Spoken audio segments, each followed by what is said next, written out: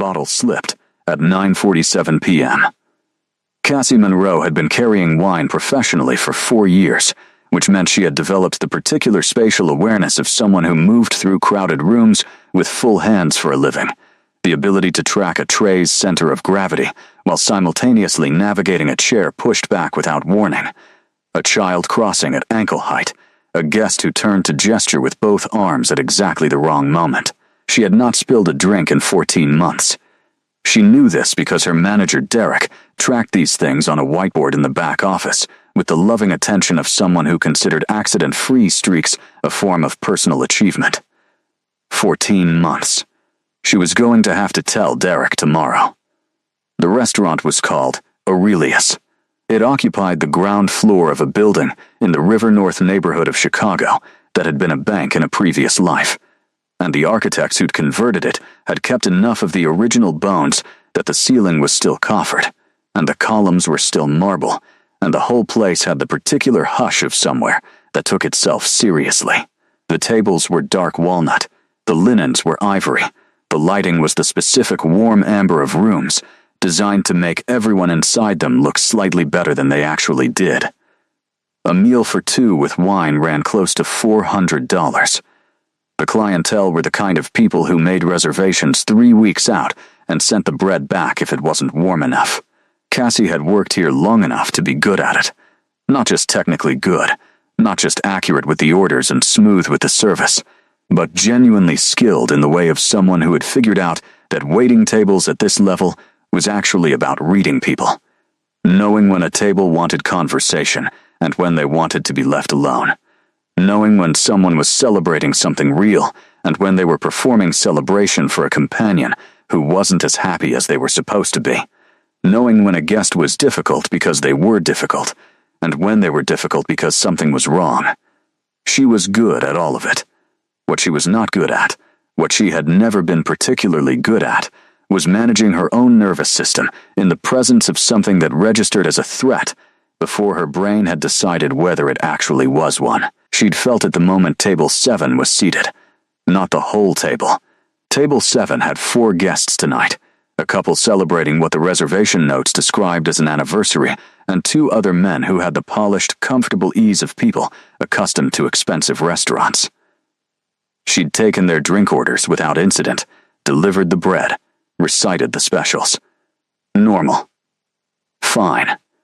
But the 5th chair. The reservation had been for 4. The 5th chair had been added at the last minute, a request that had come through the front desk 20 minutes before service, and the man who occupied it had arrived separately, after the others were already seated, moving through the restaurant with the kind of self-contained quiet that made the room rearrange itself slightly around him without anyone quite noticing that it had. He sat at the corner of the table. He had not looked at the menu. He had not ordered a drink. He sat with his hands resting on the table, and his posture absolutely composed, and his eyes moving through the room in the careful, unhurried way of someone who was not observing out of curiosity, but out of long habit. The habit of someone who had been the most alert person in every room they'd ever occupied for a very long time. He was extraordinarily handsome. Cassie noticed this the way she noticed most things about guests, practically and at a slight distance, because noticing things about guests was her job, and acting on those things in any personal sense was not. He was tall, even-seated, with dark hair that fell to just below his collar, sharp, clean features, a jaw that looked like it had been decided on rather than arrived at. He wore a white dress shirt and dark jacket, and he wore them the way certain people wore clothes, like the clothes had been designed specifically for his proportions and had never considered any other application. His eyes, when they briefly crossed hers during her initial approach, were dark gray. She'd taken his non-order without comment and moved on. The spill happened on her second pass.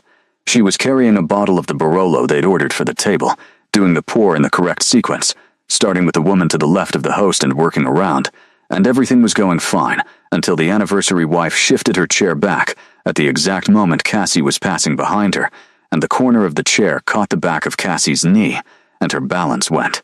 Not catastrophically. Not a full fall. Just a lurch. Just the 3 inches of displacement that was enough.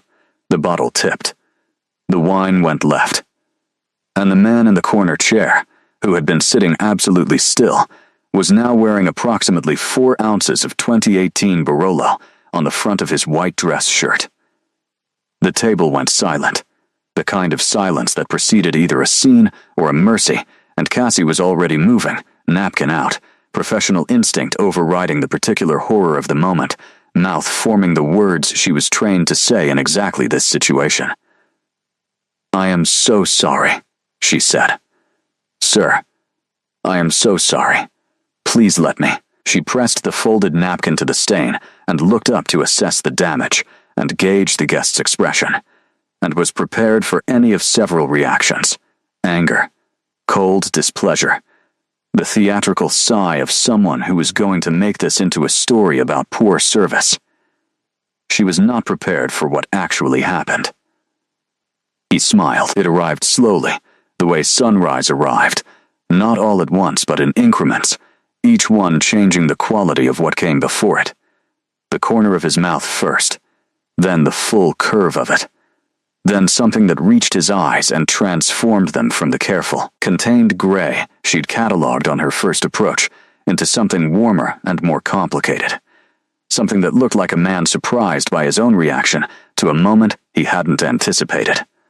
It was, she would think later, the most quietly devastating thing she'd ever seen happen to a human face. Except, she would also think later, it wasn't a human face. She didn't know that yet. Right now she knew only that she was pressing a linen napkin to the chest of a very expensively dressed man she'd just doused in red wine, and he was smiling at her in a way that made her forget, for approximately 3 seconds, every protocol she'd been trained to follow in exactly this situation. "Please don't," he said. His voice was low and even, carrying just enough volume to be heard over the ambient noise of the restaurant without effort. It occupied a register that felt less like speech and more like the sound a room made when it settled. She stopped pressing the napkin. "Don't apologize," he said. "It was an accident." One of the other men at the table, the one nearest the anniversary couple, made a sound that Cassie couldn't quite interpret. Something between discomfort and the particular held breath quality of someone watching a situation they hadn't expected. The woman, the anniversary wife, was looking between Cassie and the man in the corner chair with unconcealed interest. "Sir," Cassie said, recovering. "I'll have the restaurant cover any cleaning costs, of course, and I can bring you a club soda immediately to start treating the fabric, and I'll speak to my manager about." He shook his head once. Slightly. The gesture of someone dismissing something they'd already considered and set aside. "The shirt is fine," he said. It was a white shirt, and there was a 6-inch burgundy stain spreading from his left lapel across his chest, and it was absolutely not fine. And Cassie knew enough about fabric and enough about wine to know that fine was not a word that applied to this situation unless the speaker had access to resources that made the shirt replaceable without a second thought. She looked at him. He looked back. The smile had settled into something quieter now, not the full initial arrival of it, but the quality it left behind. A slight warmth around the eyes that hadn't been there before, a fractional easing of the composed containment that was his default expression. "Can I bring you something else?" she said. "To drink. Anything. It's on the house." He looked at her for a moment. "Water," he said. "Thank you." She went to get the water. She stood at the service station for a moment with her hands flat on the cool metal surface and breathed, which was something she did when she needed to reset between tables. A trick she'd learned in her first year when the pace of the restaurant could feel overwhelming. In and out. The moment passed. You moved on. She was moving on. Except her hands were slightly unsteady, which had never happened at the service station before, which she attributed to the adrenaline of the spill and not to anything else, because the anything else was not a professional thought, and she was a professional. She brought him his water. He accepted it with a nod. Their fingers didn't touch during the transfer. She was precise about that, about keeping the handoff clean, and she thought she saw something in his expression register the precision. the same way someone might notice a small and specific skill and catalog it without commenting. She got through the rest of the service. She was good at this. Getting through things was what she did. She'd grown up in a household that ran on managed crisis, and she'd taken that particular competency and made it into a career, which was not the most conventional application of childhood coping strategies, but was at least a practical one.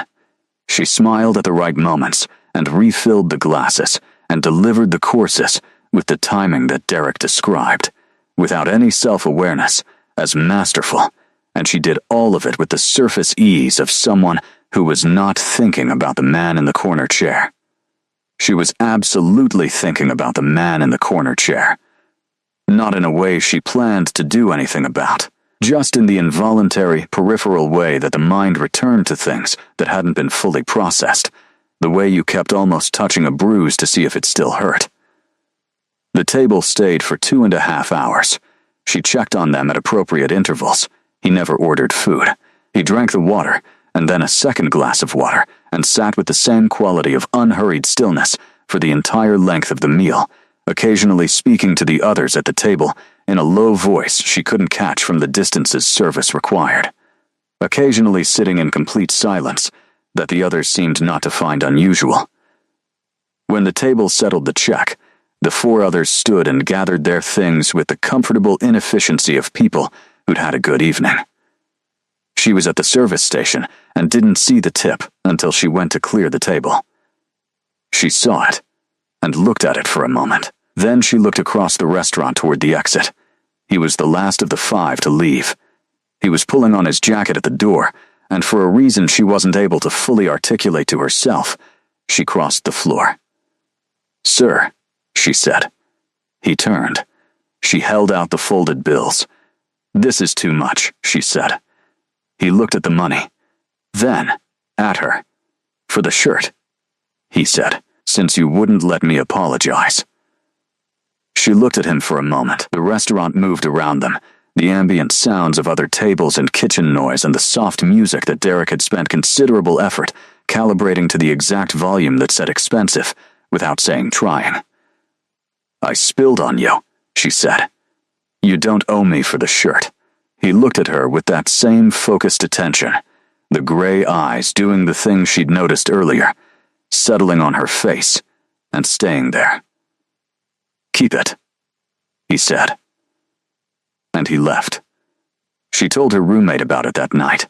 Priya was pre-med and chronically sleep-deprived, and had the specific gift of being able to listen to the things Cassie said, while simultaneously studying for things Cassie didn't understand.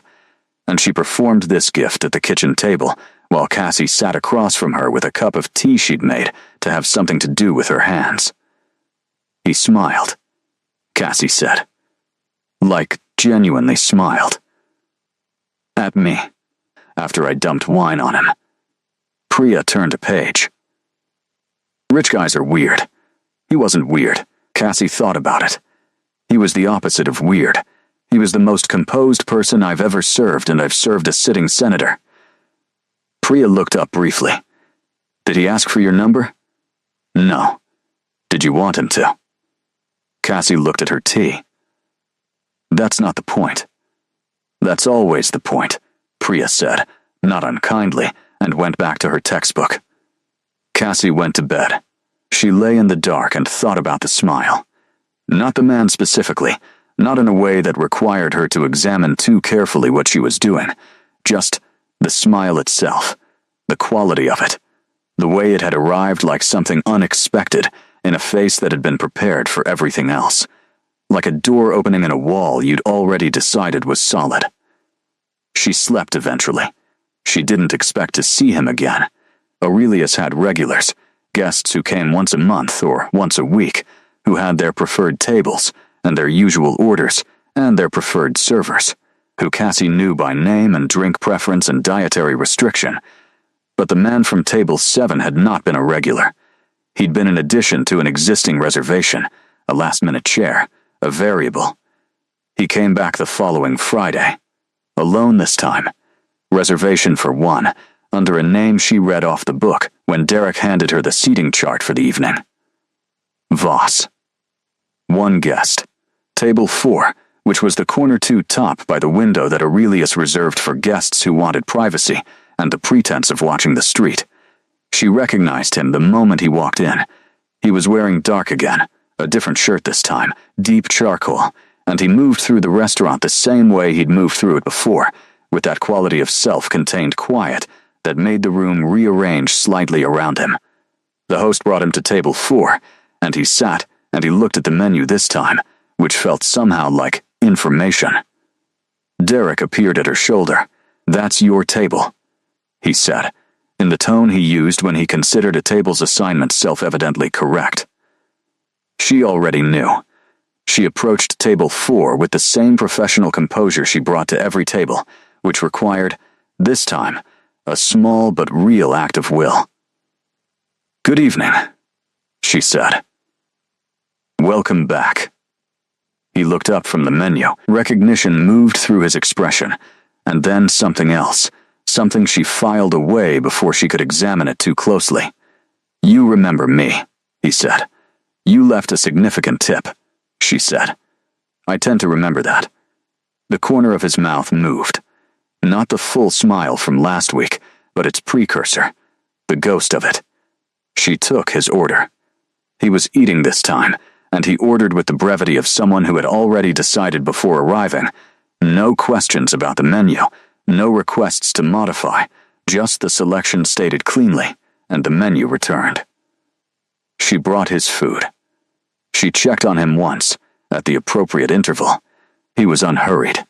He ate without looking at his phone, without reading, without the various props people use to fill the space of dining alone.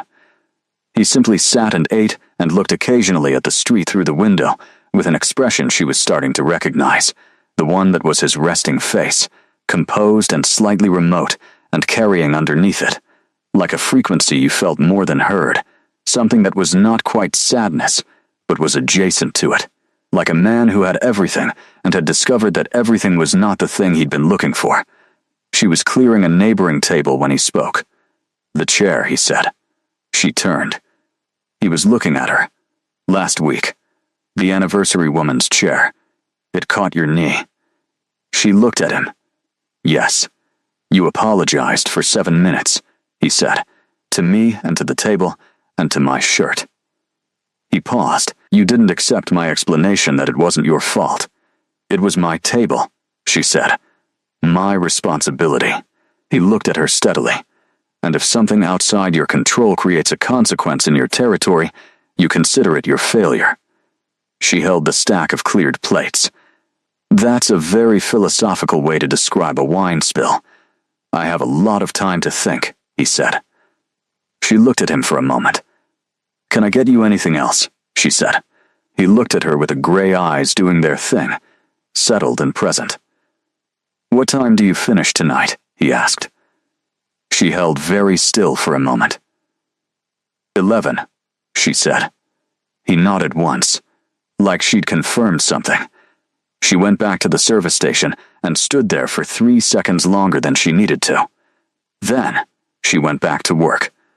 He was still there at 10:50. He'd ordered dessert, which he'd barely touched, and a second water, and he'd sat at table 4 for 2 hours, with the patience of something geological. When she brought his check, he looked at it and produced a card, and completed the transaction with the focused efficiency of someone for whom the mechanics of paying were genuinely irrelevant. She brought his receipt. He stood. He was taller than she'd registered from a serving distance. "I'll wait outside," he said. "If you'd like." She looked at him. "You don't know anything about me," she said. "No," he agreed. "That's why I'd like to wait." He was standing on the sidewalk when she came out. Not pacing, not checking his phone, not performing the waiting of someone who wanted to be seen waiting.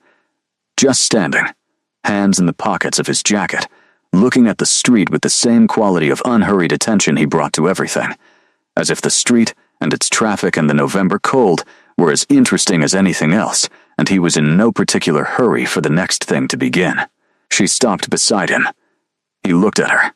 She'd changed out of her work clothes in the back, the server's uniform replaced by her own jeans and coat, and the scarf she'd been meaning to repair at the left end, where the yarn had started to unravel. She felt, standing next to him in the sidewalk light, like a person standing next to something from a different category of existence. "Walk with me," he said. "Or we can find somewhere to sit, whichever you prefer." She preferred walking. She always thought better when she was moving, had made her best decisions and processed her hardest moments on foot, covering ground as a substitute for covering distance on the things that couldn't be walked away from. They walked. He matched her pace exactly, which she noticed, the way he calibrated to her without comment or adjustment, as if her pace were simply the correct pace, and no other had occurred to him. His name was Elias Voss, he told her. He'd been in Chicago for some time. He described his work in the same way she'd heard wealthy people describe work before, with a vagueness that was itself a form of information. Real estate. Holdings. The management of things that had been accumulating for a while. "And you," he said. She told him. Aurelius was 4 nights a week. She had a degree in communications that she'd completed 3 years ago and used primarily as evidence that she could finish things. She was working on something else now, she said, and when he asked what, she told him she was writing, which was the first time she'd said that to anyone outside of Priya, because saying it made it a thing she could be wrong about. "What do you write?" he asked. She looked at the sidewalk. "Stories." She paused. The kind where things happen to people, and the people have to decide who they are because of it. He was quiet for a moment. "That's all stories," he said. She looked at him. "Most people say that's interesting, and changed the subject. Most people," he said, "are not particularly interested in the things they claim to find interesting." She thought about that. They walked for an hour. The city did its city things around them, late traffic, the smell of cold air and restaurant exhaust, the particular quality of Chicago in November that was hostile in a way she'd come to find almost affectionate, like a place that respected you enough not to pretend it was comfortable. He asked good questions, not the performed questions of someone conducting a social transaction, but the actual questions of someone who wanted information and knew how to ask for it. He asked about the stories and what made her choose a thing to write about, and what she was afraid of when she sat down to do it. She told him she was afraid of being ordinary, that the writing would come out and be ordinary, and she would have to accept that she was someone who tried and produced ordinary things, and she didn't know what she'd do with that. He looked at her. "You're not ordinary," he said. She looked back. "You've known me for a week and a half." "Long enough," he said, "and I've had a long time to develop accurate judgment about people." She thought about that phrase. Long time. The way he used it, not as hyperbole, not as the casual exaggeration of someone who'd had a difficult year, but as a statement of something actual. "How old are you?" she asked. He was quiet for a moment. "Older than I look," he said. She stopped walking. He stopped beside her. They were on a bridge, a pedestrian bridge over the river, and the water below was dark, and the city light reflected off it in long, broken lines. The cold came up off the water, and she pulled her coat closer. She looked at his face in the bridge light. She thought about the restaurant, the way the room had moved around him, the way the other men at his table had held a very specific quality of attention in his direction, not the attention of friends. Something more structured than that, something with hierarchy in it. The way he sat for 2 hours, without his phone, without any of the objects people use to fill time, because he had apparently been filling time for long enough that he no longer needed help with it. "You're going to tell me something," she said, "that you think might be a problem." He looked at her with the gray eyes, steady and present. "Yes," he said. "Okay," she said. "Not tonight," he said, "but soon." She looked at him for a long moment. The river moved below them. The city breathed around them. "Okay," she said again. They walked back to Aurelius, where her car was in the staff lot, and he stood on the sidewalk while she found her keys and unlocked the door, and she turned before she got in and looked at him. "Same time next Friday," she said. He looked at her. "I'll make a reservation," he said. She got in the car. In the rearview mirror pulling out of the lot, she could see him still standing there, watching, hands in his pockets, perfectly still in the way of something that had learned stillness as a survival skill and now wore it like a second skin. She drove home through the dark and thought about what it meant to be standing at the edge of something you couldn't see the bottom of and deciding to look anyway. He came the next Friday. And the Friday after that. Table 4 became his table in the way that things became certain people's things at Aurelius, through repetition and the particular quality of presence that made a space remember someone. The other servers started working around his reservation without being told to. Derek, who had the instincts of a man who had spent 20 years reading rooms for a living, said nothing to Cassie directly, but began assigning her table 4 with a consistency that was its own form of commentary. The meals lasted 2 hours, sometimes longer. He ordered differently each time, which she noticed, working through the menu with the methodical interest of someone experiencing it seriously rather than casually. He had opinions about the food, not performative opinions, not the opinions of a guest who wanted to demonstrate knowledge, but actual reactions. Things he found interesting and things he found less interesting, stated simply when she asked and not otherwise volunteered. She asked, "On the third Friday, what's your favorite thing on the menu so far?" He looked at her with the slight quality of surprise he occasionally showed when she asked something directly. "The bread," he said. She looked at him. "The bread is complimentary," she said. "I know," he said. "It's still the best thing." She thought about that for the rest of the evening, in a way that she suspected said something about her she wasn't entirely ready to examine.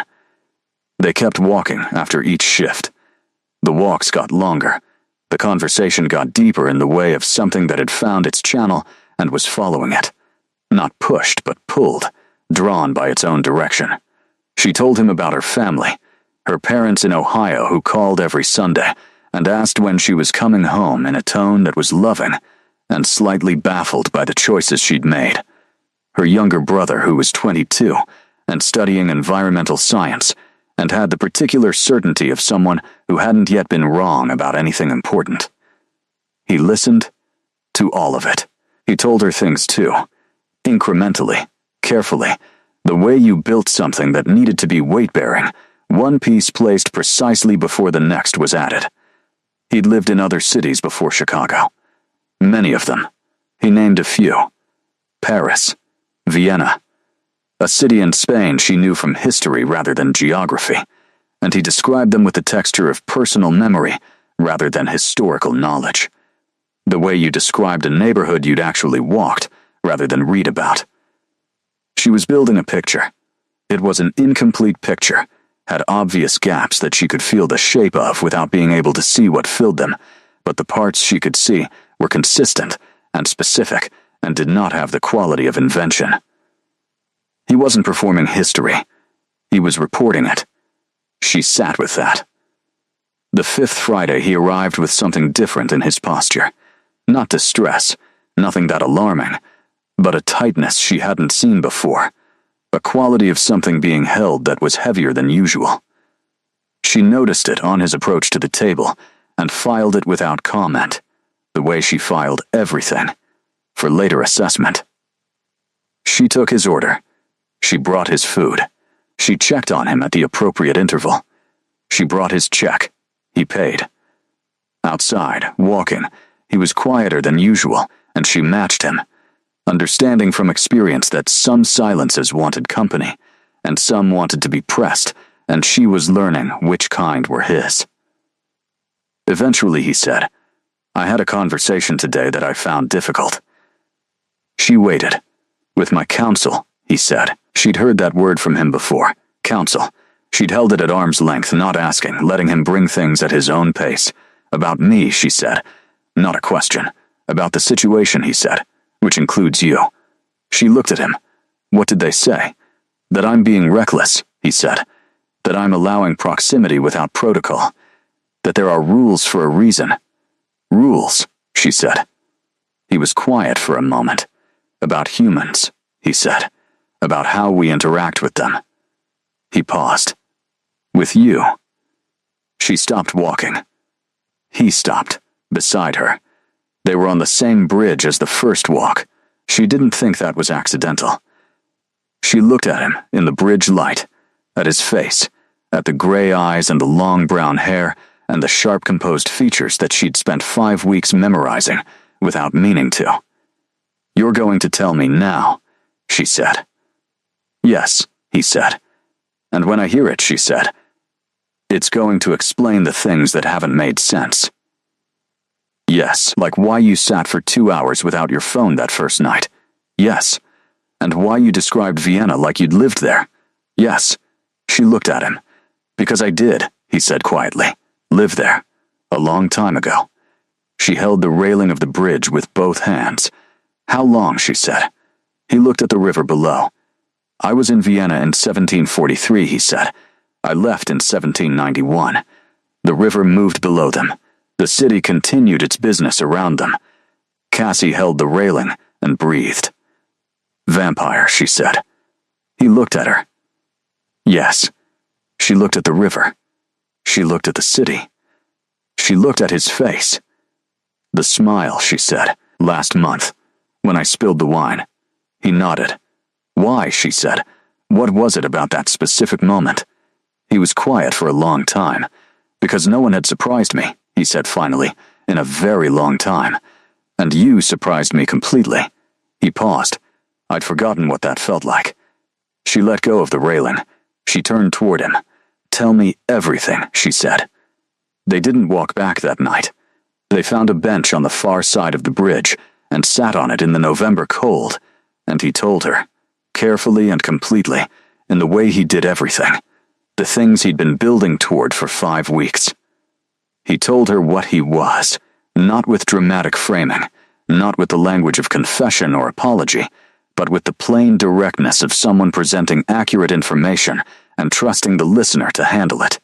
He had been born in 1701 in a small city in what was now western Pennsylvania, before it was Pennsylvania, before it was anything with a name that the people living there would have recognized. He had been 26 when he was turned. He did not describe the turning in detail, and she did not ask, understanding from the quality of his silence around it that it was the kind of thing that had been set aside a long time ago. Because it had to be. He had spent the following 3 centuries moving, Europe for much of the 18th and 19th centuries. Back to America after the First World War, which he described not as history, but as something he had watched with the specific exhaustion of a person who had already seen what people were capable of and had not needed to be reminded. Chicago since the 1950s, with periodic absences, with the particular rhythm of someone who had learned that cities changed around you if you stayed too long and started to notice that you didn't. She asked questions. She asked them the way she wrote, reaching for the specific and the concrete rather than the general, wanting the texture of it rather than the outline. She asked what it was like to watch a city become itself. He told her about Chicago in the 60s, the particular quality of a city in the middle of figuring out what it was going to be. She asked what he missed from before. He was quiet for a while, and then said letters. The pace of letters, the way communication had a built-in delay that required you to mean what you wrote because you were going to have to live with it until the reply arrived. She asked if he was dangerous. He looked at her. Not to you, he said. How do I know that? Because I've had 5 weeks to be dangerous, and I've been careful instead, he said. And because the version of what I am that was dangerous is not a version I've been for a very long time. He paused. I feed. That's a fact, and I won't pretend otherwise. But not from people who don't consent and not in ways that cause harm. There are systems for it now. It took a long time to build them. She looked at his face. She thought about the 5 weeks of Friday nights, the questions he asked, the way he listened, the bench at the service station outside her building 2 Fridays ago, where they'd sat for 20 minutes in the cold because the conversation wasn't finished, and neither of them had wanted to be the one to end it. She thought about the smile, the first real smile in 700 years. She'd asked him about that, earlier on the bridge. An exaggeration, he'd said. But not by much. She looked at the river. "What does your counsel want you to do?" she said. He was quiet for a moment. "They want me to end contact," he said, "to maintain the established distance between what I am and what you are and not create complications." She looked at him. "And what do you want?" He looked at her directly. "I want to stop pretending the walk back to your car is where this ends," he said. She held that. She turned it over in her mind with the same careful attention she brought to the things she wrote, looking for the honest shape of it, for what was true underneath the things that were easier to say. The honest shape of it was that she had been walking to her car for 5 weeks and sitting in it for longer than she needed to before starting the engine. The honest shape of it was that Priya had stopped pretending not to notice and had started making significant eye contact over the textbook every time Cassie came home from a Friday shift. The honest shape of it was that she had not been surprised, sitting on this bridge, hearing what he was. She had been building toward this conclusion for weeks without letting herself complete the thought, because completing the thought required deciding what she was going to do about it. She was deciding now. "It changes things," she said, logistically. "Yes," he said. "I don't know what I'm saying yes to exactly. Neither do I," he said. "Completely. But I know I'd rather figure it out than not." She looked at him on the bench in the November dark. This man who had been alive for 3 centuries and counting, who had watched cities become themselves and lost people in every decade, and still showed up to a restaurant on Friday nights and ate his way methodically through the menu and ordered bread he didn't need to order because he liked it best. She reached over and put her hand over his. His skin was cool, solid, present. He looked down at her hand, then at her face. "Okay," she said. He turned his hand over beneath hers. "Okay," he said. The river moved. The city breathed. 2 people on a bridge in November held the specific and serious quiet of people who had just agreed to something that mattered. She met the council in December. There were 3 of them, which she hadn't expected. She'd imagined council as a larger word, something that implied a full room and formal seating and perhaps a gavel. What she got was 3 people in Elias's penthouse on a Wednesday evening, seated on the furniture she'd come to know as familiar, in a space that now carried the specific quality of somewhere she'd spent real time. Their names were Nadia, Marcus, and a woman named Celeste, who looked 30 and was, Elias had told her, significantly older than that. Nadia had the posture of someone who had decided the outcome of this meeting before it began. Marcus had a quality of measured watchfulness that reminded her of the way Elias watched rooms, though less refined, less practiced. Celeste sat with her hands in her lap and looked at Cassie with an expression that was the most genuinely neutral thing she'd ever seen on a face, which was somehow more alarming than hostility. Cassie sat in the chair across from them. Elias was standing. She'd told him before they came up that she didn't need him to hover, that she was capable of handling a conversation, and he'd looked at her with the slight quality of a person recalibrating, and said, "I know," and positioned himself near the windows where he was present without being in the way. "So," Nadia said, "you know what he is." "Yes," Cassie said, "and you're not leaving." "That seems to be where we've landed." Nadia's eyes were cool and measuring. "What do you want from him?" Cassie looked at her. "What does anyone want from a person they're building something with?" "That's not an answer." "It is, actually. It just requires you to believe that I'm a person with ordinary motivations rather than a strategic actor, and I understand that might be a harder framework for you to apply." Marcus made the sound she'd heard from him in Elias's description, the approximation of a laugh.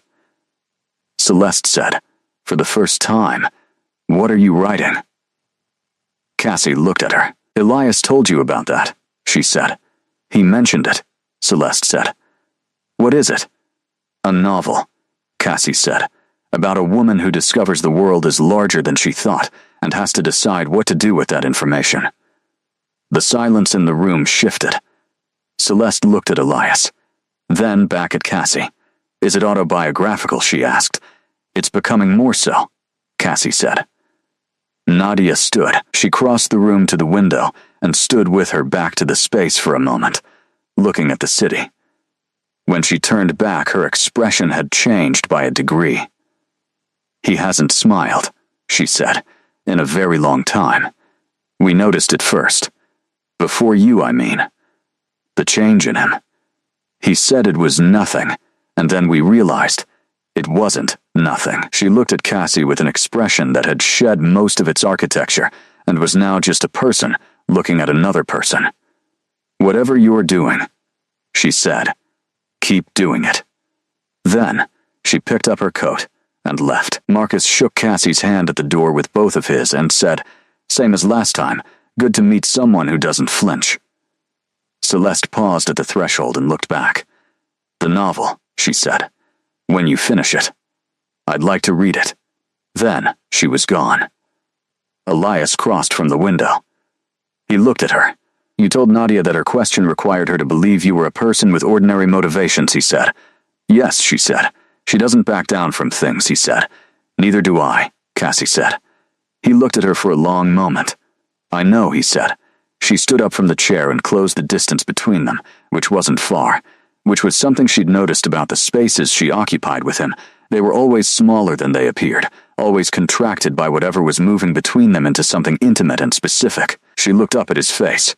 700 years, she said. He looked down at hers. "Give or take," he said. She put her hand on his jaw the way she'd been wanting to since the bridge. He went very still, not the careful, composed stillness of his public posture. The other kind, the involuntary kind, the stillness of something that had not been touched with intention in a long time and was not sure, for one held breath, how to receive it. Then, he covered her hand with his. His expression did the thing the smile had done in the restaurant, arrived in increments, each one changing the quality of what came before it. She kissed him. He kissed her back with the focused, unhurried attention he brought to everything, like she was something worth getting right, like there was no other thing happening anywhere that required any portion of his consideration. The city burned below the windows. The council was gone, and it was just them, in the apartment that had been his for longer than she could conceptually hold, and she felt the specific and serious weight of standing inside something that was going to matter, the kind of mattering that didn't have an obvious end point. She was a writer. She knew about the importance of not looking away from the things that were going to matter. She didn't look away. January arrived, and she moved her writing to his apartment. Not herself. Not yet. Not in the permanent sense, though the question was beginning to develop its own shape in the air between them, the way questions did when they weren't being asked yet but both people were already aware of them. Just the writing. Her laptop, her notebooks, the particular configuration of reference materials she needed around her when she was working, the mug she used that Priya had given her with a handle that was slightly too large and that she'd come to depend on for reasons she couldn't fully explain. She wrote at his desk in the mornings. He was elsewhere in the apartment during those hours, giving her the space she needed without being asked for it, which she was coming to understand was one of his fundamental qualities. The ability to read what people needed and provide it without requiring acknowledgement. He read in the evenings. He had a serious relationship with books, the kind of relationship that came from actual decades of having nothing else to do with long, quiet hours, and his shelves were the most real thing about the apartment, worn and uneven, and organized in a way that made sense only to him, chronological in some sections and thematic in others, and in certain corners arranged in a system she'd stopped trying to decode. She started reading the ones he recommended. He recommended carefully, one at a time, chosen with the specificity of someone who had thought about which book went with which person, and she read all of them and told him what she thought, and they talked about them in the way you talked about things when both people had given them real attention. She told him things about the novel. She'd been protective of it before. Protective in the way of someone who didn't want to examine it too closely before it was finished, because close examination might reveal it wasn't there yet, wasn't enough yet, was still just a promising shape without its full substance. But she told him, scene by scene, problem by problem, the structural issues she was circling, and the character she couldn't resolve, and the ending she'd written 4 times in 4 different directions without finding the one that was true. He listened. He asked questions that were better than the questions of anyone she'd ever shown work to, not the reflexive, positive questions of someone managing her feelings, but the actual structural questions of someone who wanted to understand what she was trying to do so he could help her figure out if she was doing it. He'd read a lot of books. She told him that. He looked at her with the expression that was becoming familiar, the one where something moved through his eyes that was warmer than his default, and more specific. "I've had time," he said. She looked at him across the desk where her laptop was open, and his book was closed on his knee. "Does it ever feel like too much time?" she asked. He considered it seriously, the way he considered everything. "It used to," he said. "For a long time." He paused. "Less so recently." She looked at him. "Recently as in the last few months," she said. He met her eyes. "Recently as in approximately the night someone spilled wine on me," he said. She turned back to her laptop. But she was smiling. She could feel him register it from across the room, the slight quality of attention that sharpened when she was happy, the way he noticed it, and held it with the same care he held everything about her. She finished the chapter she was working on. She closed the laptop. She went and sat on the arm of his chair, which was something she'd started doing without planning to. The way you started doing things that your body had decided made sense before your mind had formally approved them. He moved to make room without looking up from his book, the automatic accommodation of someone who had registered her approach before she arrived. She leaned against him. He put the book down. They sat like that for a while, in the warm amber of the apartment, with the January city doing its cold work below them, and she thought about what it meant to be comfortable with someone in the specific way that comfort required. Not the absence of anything, but the presence of something. The quiet weight of another person's existence occupying the same space as yours without requiring anything from it. She thought about the chair. There had been one chair at his chess table for as long as she'd been coming here. She'd seen it from the first night, registered it without examining it, the solo chair at a game built for 2. He'd added a second one in November. She'd seen it, and said nothing. He'd said nothing. But it was there. She looked at it now from across the room. "What was the last game you played with someone?" she asked. He followed her gaze to the chess table. "A long time ago," he said. "Someone I knew in another city." She looked at the 2 chairs. "Teach me," she said. He looked at her. "Chess." She looked back at him. "You've had 300 years to practice. I have a communication degree and good instincts. Let's see what happens." He looked at her for a moment with the expression she'd come to love most, the one that meant she'd surprised him again, the one that looked like a door opening in a wall he'd thought was solid. The corner of his mouth. The full curve. The thing that reached his eyes. The smile. She held it in the way you held things that mattered. Then they played chess, badly on her part and with deliberate restraint on his, and outside the January wind moved through the city they shared, and the board between them had 2 chairs, and the apartment was warm, and it was enough. It was more than enough. Spring came slowly, the way Chicago spring always came, with false starts and reversals, and 1 week in March that was actually winter wearing spring as a disguise. She started staying over. It started practically, the way practical things started.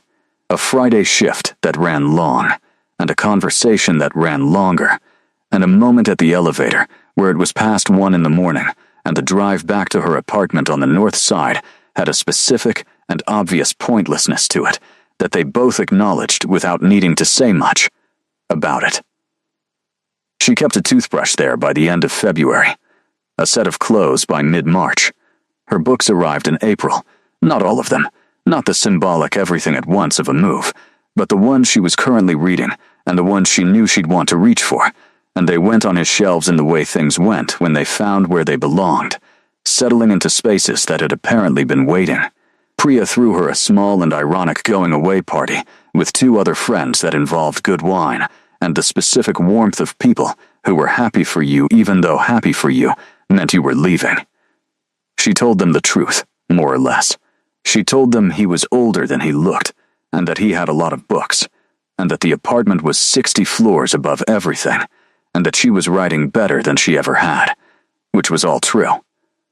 Elias met Priya in March. She'd been to the apartment once, under the guise of returning a jacket, which was transparently not the actual purpose, but which Cassie had appreciated as a delivery mechanism for the real purpose, which was assessment. Priya had spent 45 minutes in the apartment, during which she had examined the bookshelves with the focus of someone gathering data, asked Elias 2 questions that were simultaneously innocuous and revealing, and consumed 1 cup of coffee with the focused attention of someone who was conducting an evaluation and would be providing a verdict later. Later, in Cassie's car, Priya had said he looks at you like you're a solved problem he didn't think he was going to be able to solve. Cassie had thought about that for days. She thought about it now, sitting at the desk with the novel open in front of her, at the point in the 3rd act where the character she'd been circling for months had finally arrived at her own answer. She'd written it that morning, the scene she'd been unable to find for 6 months, and it had come out clean and complete the way things came when you'd finally stopped trying to force them and let them find their own shape. She read it back. It was good. She held that knowledge quietly for a moment, the specific and serious knowledge of having done the thing you were trying to do, which was different from the noise of ambition or the performance of confidence and was just, this is true, this works, this is what I meant to make.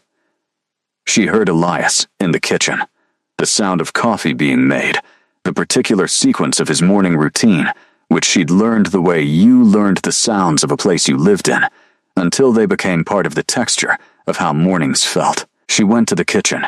He was at the counter, back to her, sleeves of his dark sweater pushed to the forearms. She stood in the doorway for a moment before he heard her, which was unusual. He almost always registered her approach before she announced it, but he was reading something on the counter, and his attention was on that. She watched him. She thought about the wine, 14 months of not spilling a drink, and then the bottle tipped, and the Barolo went left, and the man in the corner chair looked up and smiled for the first time in 700 years, and here she was, in his kitchen in April, watching him make coffee in an apartment that now held her books and her toothbrush and the novel she'd just finished, more or less, in the first real draft of it, which was the most significant thing she'd made. He turned. He looked at her.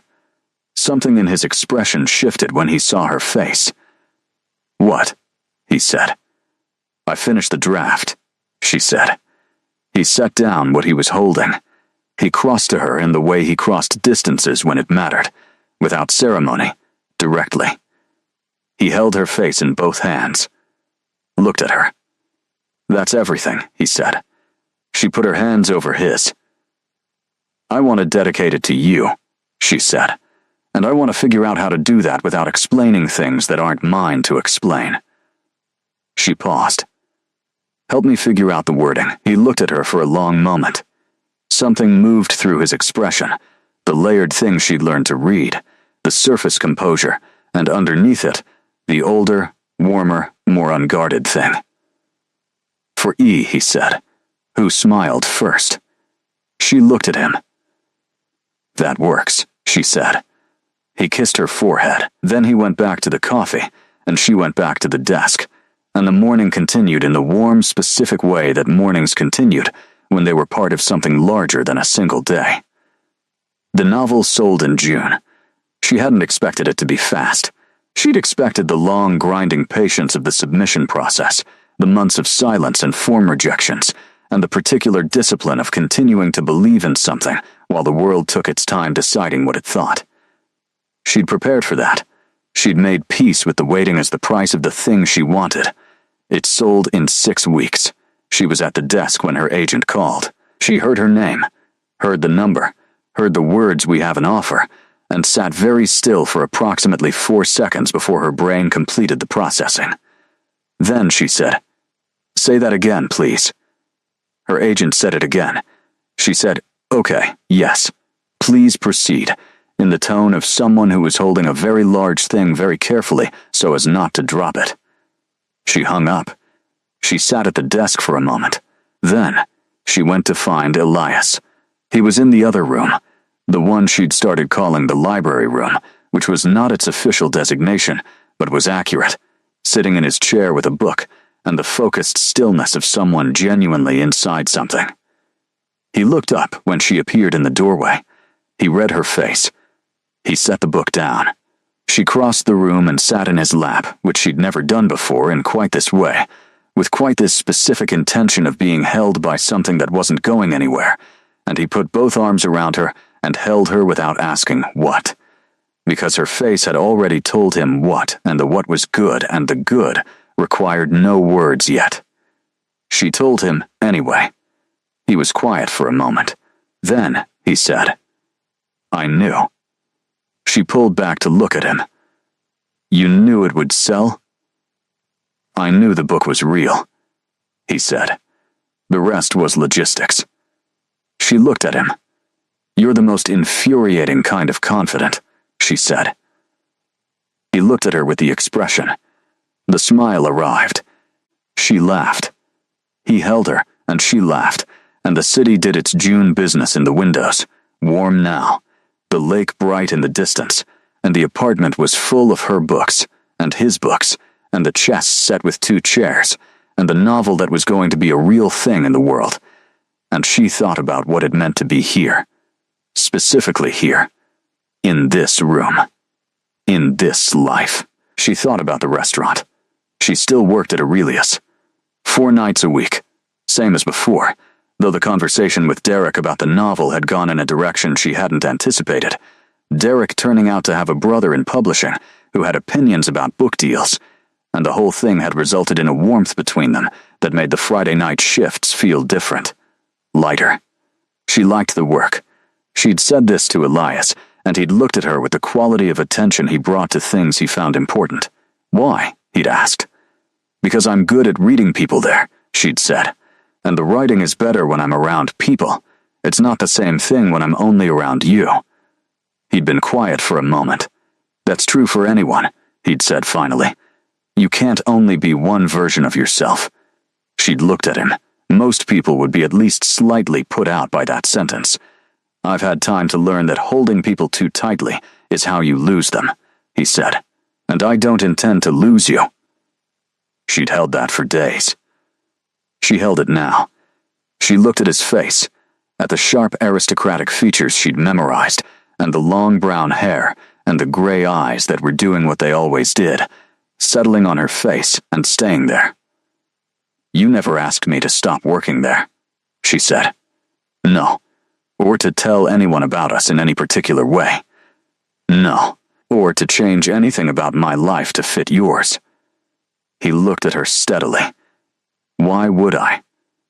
"Because you could have," she said. "That's the thing. You have a council and a 3-century head start and resources I can't conceptually hold. You could have made this into something that required me to arrange myself around it." His expression was very still. "And instead," she said, "you waited outside a restaurant in November. And you added a chair to a chess table, and you gave me the desk."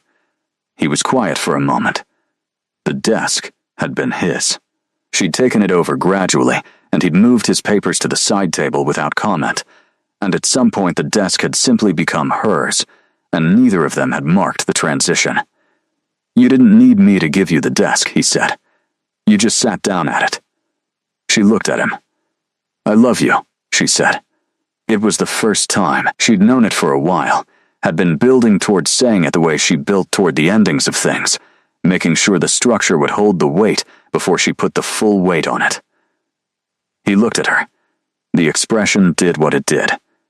Arrived slowly, the corner of his mouth. The full curve. The thing that reached his eyes and transformed them into something warm and complicated and fully alive. The smile. 300 years, she thought. Give or take. "I love you," he said. It was quiet and direct and without performance, and it landed with the specific weight of something that had been true for a while and was now finally being said out loud. She leaned her forehead against his. The city breathed below them in the June warmth. The book came out in February of the following year. The dedication page read, "For E, who smiled first." Her editor had asked about it during one of their calls, the light, curious ask of someone who understood that dedications were private and was asking not to pry, but because she found them touching and wanted to know the story if there was one to tell. Cassie had said it was someone who reminded her that being surprised was still possible. Her editor had said that's beautiful and moved on to the copy edits. The launch was a reading at a bookstore in Wicker Park that held 80 people and sold out in a day and a half. Priya was in the front row. Her parents had driven up from Ohio, her mother in the good coat she saved for significant occasions, her father with the camera he'd owned since Cassie was 12 and had never entirely figured out but used with a loving persistence that resulted in many photographs that were slightly out of focus and completely real. Elias was there. He stood at the back. He'd asked, before she confirmed the date, whether she wanted him to come, in the way he asked things that involved him entering the visible portions of her life, with the understanding that these were her decisions to make and his presence was an offer rather than an assumption. She'd said yes before he finished the sentence. He stood at the back in his dark jacket, and she could see him from the podium, the composed stillness of him, the long brown hair, and she read the opening chapter of her book to a room full of people who were very quiet and attentive in the way of people receiving something that felt real. The opening chapter was about a woman who spilled wine on a stranger, and the stranger smiled. She'd changed some things. She wasn't writing biography or confession, and the novel was its own thing, its own invention, but she'd kept what was true and changed what needed to be changed, and the result was a story about two people finding each other across a significant distance of time and experience, and deciding that the distance was navigable. That's what the reviews called it. A story about navigable distance. She read the opening chapter. Afterward, she signed books for 2 hours, which she had not anticipated being moved by, and which moved her profoundly. The specific intimacy of a stranger handing you a book and asking you to put your name in it. The trust of that. At the end of the night, she found Elias at the back of the emptied store. He was looking at the shelf where her book was displayed, the cover facing out. Her name on it. She came and stood beside him. He looked at the book for a moment, then at her. "You did it," he said. She looked at the cover. At her name. "We did it," she said. He looked at her. She'd told him the story was his too, that whatever he'd given her, the desk and the time and the questions that were better than anyone else's, and the specific quality of being listened to by someone who had genuinely infinite patience, was in the book in the way that everything real was in the writing, invisibly and completely. He'd been quiet for a while after she said that. Then he'd said, "I'm glad the bottle slipped." She'd said, "So am I." Now she looked at the book on the shelf, and then at him, and thought about the wine on the white shirt, and a smile that had arrived like a door opening in a wall she hadn't known was there. She thought about what it meant to be standing on the other side of that door now, in the life that had become real after it opened. She took his hand. He held it. They left the bookstore together and walked out into the February night, Chicago cold and clear and doing its patient work of being a city, and they walked the way they'd walked from the beginning, at the same pace, unhurried, not headed anywhere specific, just moving through the world together in the particular and serious way of two people who had decided that together was the direction. She thought about the first night, the bottle tipping, the wine going left, the moment of held breath before she looked up to assess the damage. She thought about what she'd been prepared for and what she'd gotten instead. 700 years without smiling. She'd done that, without knowing, without trying, just by being exactly herself at exactly the wrong moment. She'd done the most important thing.